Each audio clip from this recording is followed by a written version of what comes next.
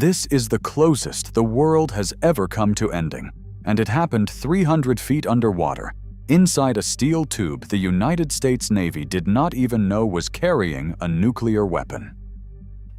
The submarine was called B-59. For decades, the official story of the Cuban Missile Crisis was a story of men in rooms. Kennedy, Khrushchev, 13 days of telegrams and ultimatums.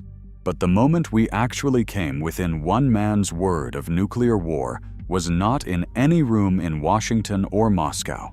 It was at the bottom of the Caribbean on the 27th of October, 1962, where 4 exhausted Soviet officers were arguing in heat so brutal that grown men were fainting at their stations. Here's the first thing almost every retelling gets wrong. B-59 wasn't a nuclear submarine in the way you're picturing. It was a diesel-electric boat, a Foxtrot-class, Project 641 in Soviet designation, and it ran on batteries and had to come up for air like every submarine before the atomic age. What made it world-ending wasn't its engine. It was a single torpedo sitting in its bow, tipped with a 15-kiloton nuclear warhead, roughly the same destructive power as the bomb that flattened Hiroshima. One submarine, one torpedo, and one decision that, by the strange accident of who happened to be aboard that day, needed 3 men to agree instead of 2. 2 of them said yes.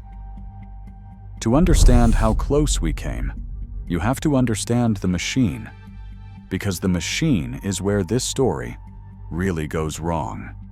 On the 1st of October, 1962, 4 submarines slipped out of their base on the Kola Peninsula in the freezing far north of the Soviet Union as part of the Soviet operation codenamed Anadir, Moscow's secret plan to establish a military presence in the Western Hemisphere. They were Foxtrots, and they were genuinely excellent submarines for the job they were designed to do, which was hunting in the cold, deep, noisy water of the North Atlantic. Their orders sent them somewhere else entirely, to the warm, shallow, glass-clear water off Cuba, to a port called Mariel, where the Soviets wanted to build a submarine base 90 miles from Florida. That single mismatch, a cold water boat sent into a tropical sea, is the engineering fault line everything else cracks along. A diesel-electric submarine is, in the simplest terms, a battery that occasionally has to breathe. Submerged, it runs silent on electric motors, pulling from banks of lead-acid cells. But those batteries drain, and to recharge them, the boat has to run its diesel engines, and diesels need air. So the submarine has to rise to periscope depth and raise a snorkel, exposing itself every single day. It cannot hide forever, because physics will not allow it. The deeper and longer it stays down to evade an enemy, the flatter its batteries go, and the more poisoned its air becomes. And unlike a nuclear boat, it has no reactor making fresh oxygen and unlimited power. It is always running down a clock. And then there was the weapon. Each of the 4 boats carried 22 torpedoes. 21 were conventional. The 22nd was what the crews called the special weapon, a T-5 torpedo carrying a 15-kiloton nuclear warhead built to vaporize an entire carrier group in a single shot, and the men who controlled it had been given an instruction that should chill anyone who reads it. If the boat was under attack and cut off from Moscow, they didn't necessarily need permission from home to use it. 4 submarines, 4 nuclear torpedoes, sailing straight toward the most heavily armed stretch of ocean on Earth, in boats that were running out of air the entire way. By the 27th of October, the day American officials would later call Black Saturday, the crisis had reached its breaking point. A U-2 spy plane had just been shot down over Cuba. Both militaries were leaning on the trigger, and into this, almost invisibly, sailed B-59, straight into a wall of American steel. Hunting her was a force built for exactly one purpose: to find submarines and refuse to let them go. 11 destroyers and the aircraft carrier Randolph spread across the water in a coordinated screen, listening with sonar, blanketing the sea in sound. For a diesel boat with drained batteries, there was no outrunning that. B-59 dove deep to hide.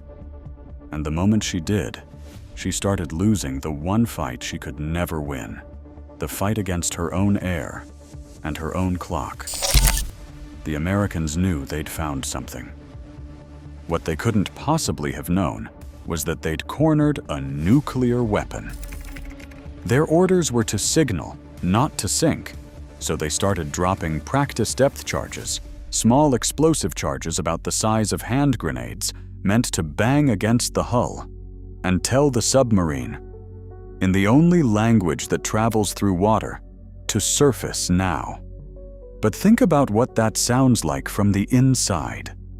You're sealed in a steel cylinder. You've been cut off from Moscow for days.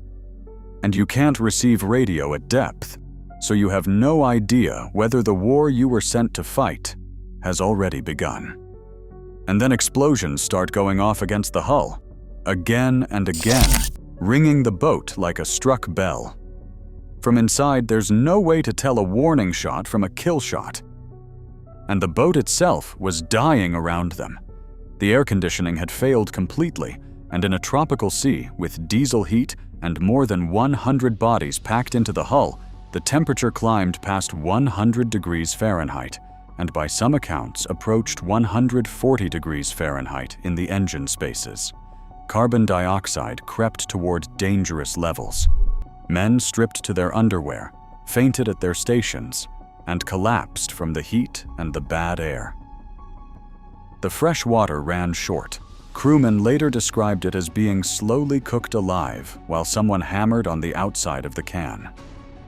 And it was inside all of this, the heat, the exhaustion, the explosions, the silence from home, that Captain Valentin Savitsky reached for the nuclear torpedo.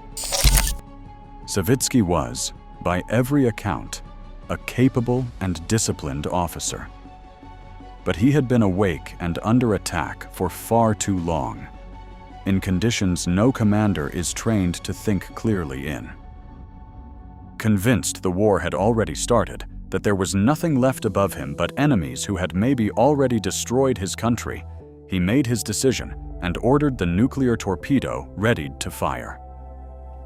According to Commander Vadim Orlov, the signals intelligence officer aboard B-59 and the crewman who later wrote down his captain's words, Savitsky said that maybe the war had already begun up there, that they would die, but they would sink them all, and they would not disgrace the Navy. He was not bluffing. The officer responsible for the special weapon was ordered to bring it to battle readiness. Now, the protocol. On almost every Soviet submarine carrying one of these torpedoes, firing it took just 2 men, the captain and the political officer. The political officer aboard B-59, Ivan Maslenikov, agreed. Under the normal rules, that should have been the end of it. 2 men had said yes, and a 15-kiloton warhead would have been on its way toward an American carrier group on the single most dangerous day of the Cold War. But B-59 wasn't a normal boat that day. By pure chance, she was the flagship of the whole 4 submarine flotilla, which meant the brigade's chief of staff was aboard, a 34-year-old officer named Vasili Arkhipov. His presence raised the bar, and on this one submarine, the special weapon couldn't be fired unless all 3 senior officers agreed. 2 had. Arkhipov hadn't. Archipov's refusal carried a particular weight that his rank alone does not explain. A year earlier, he had been aboard the nuclear submarine K-19 when its reactor coolant system failed, irradiating the crew and killing several officers who volunteered to make repairs. Arkhipov had helped prevent a complete meltdown and, separately, a potential mutiny. A crisis inside a crisis. He knew, more viscerally than almost any other officer alive, what nuclear catastrophe actually looked like from the inside of a steel hull. He also knew that panic, exhaustion, and isolation were their own kind of weapon. The K-19 disaster had taught him that. What happened next happened in a stifling, half-lit compartment between exhausted men, and we only have it second-hand, but the shape of it is clear. Arkhipov refused, and then he did the harder thing, he argued. He made the case that the explosions against the hull were not a battle, but a demand, that the Americans were trying to force them up, not send them down. Surfacing and swallowing the humiliation was survivable, and firing was not. He talked his captain back from the edge of the world, one sentence at a time, until Savitsky relented and gave the order to surface instead. One man, outranked in that moment by the situation itself, had said, "No." Late that evening, B-59 broke the surface into a ring of American warships, searchlights, and low-flying aircraft. She made contact with the destroyer Coney, held her ground long enough to keep her dignity, and was eventually ordered by the Soviet fleet to turn around and sail home. The Americans never boarded her. They sailed away from that encounter with no idea how close it had been, that they had spent the day dropping explosives on a nuclear weapon crewed by men who thought the war was already on. There was no hero's welcome waiting for Arkhipov. Back home, the crews were treated as a near disgrace for surfacing and revealing themselves at all, and one admiral reportedly told them it would have been better if they had gone down with their ship. The men who had survived the most dangerous day in human history were sent back to their lives, sworn to silence, and the whole episode vanished for 40 years. It only came out in 2002 at a conference marking the crisis's 40th anniversary, when Vadim Orlov finally described what had happened in that compartment. The reaction was stunned. The director of the National Security Archive said plainly that a man named Arkhipov had saved the world, and Robert McNamara, Kennedy's own defense secretary, admitted they had come far closer to nuclear war than anyone had ever realized. Arthur Schlesinger Jr., the historian who had served in Kennedy's own administration, called it the most dangerous moment in human history. In 2017, the Future of Life Institute awarded Arkhipov its inaugural Future of Life Award posthumously, recognizing him as the man whose single refusal had preserved civilization. In fairness, and this matters, the inside account rests mostly on the testimony of the men who were there, not on a paper trail, and historians still debate the exact words and the exact margins. When Russia declassified a batch of records years later, this incident was not in them, so the most cinematic details deserve to be held a little loosely. But the core is not in dispute. A nuclear-armed submarine, cut off and cooking alive, had a captain who ordered the weapon readied, a second officer who agreed, and a third man who refused. And that refusal is the only reason there was ever a 40th anniversary to hold a conference at. And notice what really set the stage. Not ideology, engineering. A cold water boat sent into a warm sea, with no reactor, no fresh air, and a battery running flat. A machine designed to run out of exactly the things its crew needed to stay calm. The hardware built the panic, and one man overrode it. That's how the world almost ended 300 feet underwater, and how one quiet officer, with a single word, kept it from happening.